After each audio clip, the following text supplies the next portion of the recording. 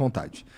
E, pô, a gente tava falando bastante antes aqui sobre... eu tava conversando com ele e aí, de repente, estávamos todos conversando sobre o lance da internet mudar as nossas vidas e tal. Muito. Né? E eu descobri, por exemplo, eu não sei se eu já sabia, mas pra mim foi uma surpresa quando você falou que, porra, tu trazia os bagulho e vendia aqui. Né? E aí a gente foi conversando sobre isso e a Lara perguntou, mas como é que tu foi parar nesse troço que você faz hoje? Que é um troço meio específico, né, cara? Ver o que analisar, assim, o que? Linguagem corporal? É linguagem silenciosa. Isso, linguagem silenciosa. Das pessoas e do que tá, sabe? É diferente você vender uma pulseira da Livestrong, né? Para explicar pro pessoal, contextualizar, né? Porque eu trazia coisas do Oriente ali, da Malásia, o Nike Shox. Como eu falei, eu trouxe Nike Shox antes de existir na 25 de março, lá na Chinesada. E aí a Livestrong, que era aquele corredor que fazia... O Lance Armstrong. E ele vendia aquelas pulseirinhas, só que virou uma moda. Isso nos anos 90 virou moda. Então era legal, era in você ter aquela pulseirinha. Depois a Stand Up Speak Up, que eram as duas pulseiras, a preta e a branca e tal. E eu sempre estava antenado em trazer essas coisas para vender. Já nessa época eu já estava com as lojas de surf. Então eu assumi a loja do meu pai, que estava toda falida, toda quebrada, fodida, e aí eu consegui arrumar, e depois fiz mais algumas lojas, depois fui para a loja de surf, e aí eu sempre trazia Timex, vocês não lembram do Timex, né? Não sei o que é isso. Era um relógio Tamaguchi, lembra do bichinho? Tamaguchi, sim, pra lembro. caramba. Cara, eu vendi muito Tamaguchi, muito. Os Eu relógios queria do ter. Timex. Porra, então tá mó tempão, porque eu lembro de querer um Tamagotchi sendo garoto. Tu tá aí há mó tempão, é um jeito muito legal de falar, você tá E eu velho. já trabalhava. Eu vou falar só isso, a partir de agora eu tô aqui há mó tempão. Amei. E eu já trabalhava, já acordava cedo ali. Eu lembro do menorzão. Eu lembro de estar, eu não lembro a série exatamente, mas eu lembro que eu tava no ensino fundamental, cara. Você tem quantos anos? Eu tenho 38. 38, eu tô com 36, a gente tava, né? Eu sou o mais velho aqui, essa que é a verdade. Barba branca aqui, ó. Precisa o cabelo ficar branco para ser dono da lancha. Tô quase lá. Mas aí você me perguntou, como é que a coisa mudou? Eu estudava muito programação neurolinguística. Por quê? Então, aí acho que a gente vai entrar num papo bem interessante, que eu já conheço um pouco a história da Lara. Cara, eu tinha grana, né? Eu teve em 90 e em 2000 e... Em 2000 e qualquer coisa, 2000 e 2002, eu já tinha faturamento de milhões. Eu já faturava mais de milhões por ano. Em um mês, teve um mês específico que a gente bateu 1 milhão. Isso em 2002. Tá. Só que o pessoal... Não com Tamagotchi. Também.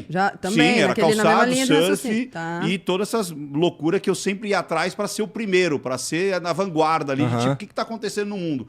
Eu pesquisava ali, tanto é que eu te falei, não existia o PayPal, cara. Não existia o Google. Você entendeu? Você entrava no eBay para achar as coisas mais interessantes. E normalmente os vendedores eram da Malásia, era da China, era de Taiwan.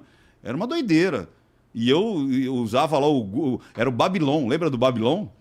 Eu jogava no Babylon para conseguir conversar com os caras ali.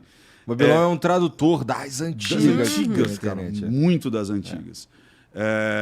E aí, eu me descobri eu fui almoçar, uma senhora ali que eu sempre ia almoçar, e aí eu passei mal e quase que eu desmaiei. Meio que quer dizer, eu desmaiei. E aí eu acordei no sofá da cama dela e, cara, se passou mal. Eu falei, tá. Aí eu fui ver, eu tava com pressão 18/12, cara. Caramba. É que eu não sei o que isso quer dizer. Alto também. Muito alto. Aí eu tinha uma pressão muito alta, extremamente irritado, pavio curto, entendeu? Era tudo muito preto no branco, tudo... Cara, sabe aquela coisa... Antes de ter esse tilt aí, tu se sentia trabalhando demais, estressado pra caralho? Eu tomava 4 Dorflex todos os dias. Mas era uma parada que você pensava nisso? Pensava. Por exemplo, tipo assim, eu tô... Tá demais. Tá demais. Tá. Só que ao mesmo tempo era aquele lance, Tem que né? fazer, tem que fazer. Tem que fazer, a loja do lado, se não fizer, vai fazer. Como é que é isso aí? Você tem... Mas a vida é assim até hoje, inclusive, né? Sim, é que naquela época não tinha esse nome bonito, que é burnout. Então acho que eu tava tendo isso aí sem saber. Cara, eu tomava todos os dias, 4 Dorflex e 2 embaixo da língua esmagado. Pra me dar pra eu aguentar. Aí um cara começou a falar assim, cara, isso daí é coisa da tua cabeça. Você precisa se entender, se espiritualizar e tal, não sei o quê. E aí, era uma época que eu tava ateu. Eu fiquei ateu 17 anos. dos 17 aos 34. Então foi um pouquinho depois de voltar a acreditar em Deus. E aí me apresentaram a programação neurolinguística, que muita coisa você somatiza, é psicossomático. Né? Tem muitas doenças, inclusive, que você pega lá, não tem uma função biológica, é psicossomático. Fibromialgia. Por exemplo, é uma delas, aquela que você fica com a pele branca.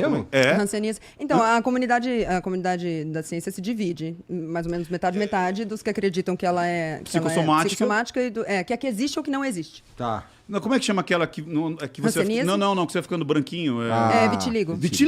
Vitiligo, cara. Vitiligo tem muita gente que acredita que é uma base psicológica. Bom, ela com certeza piora com a piora da condição psicológica da pessoa, com certeza. Eu tenho um amigo que é o Douglas, o rato, que tem vitiligo, e quando a barra tá pesada lá, dá pra ver claramente que ele começa a aparecer um monte de coisa extra no corpo dele. E aí o que acontece? Eu comecei a estudar e aí eu tenho transtorno obsessivo compulsivo. Olha que beleza. Você então, tem? Tenho. Caramba. Então, quando eu tô num barato, eu tô no barato.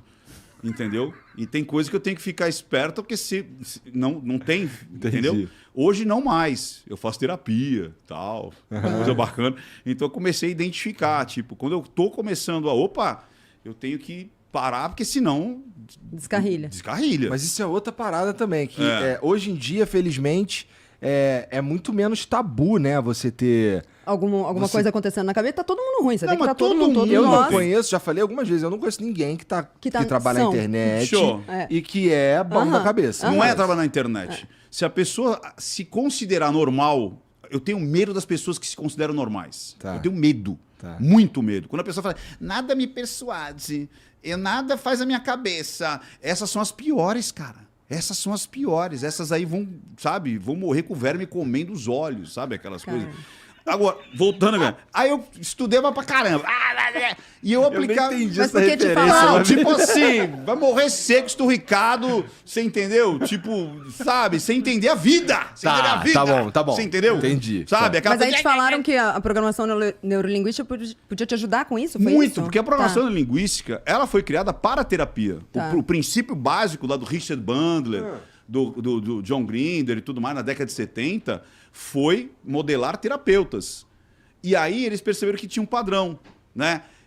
Virginia Satir, que era uma terapeuta de casal, o próprio Milton Erickson, que era um terapeuta... Milton Erickson, sim. Que ele faz com hipnose. Inclusive hipnose ericksoniana. Isso, em Phoenix tem um centro de estudos dele, né? Até hoje. Do Milton Erickson. É. Cara, fantástico. O cara é um tiozinho, andava de cadeira de roda e tal. E, o cara era muito bom, né? E aí eu comecei a estudar isso aí pra caramba. Mergulhei, fiz hipnose ericksoniana, hipnose clássica, hipnose de palco, tudo isso aí. E eu vi funcionando, cara. Eu vi na minha frente funcionando.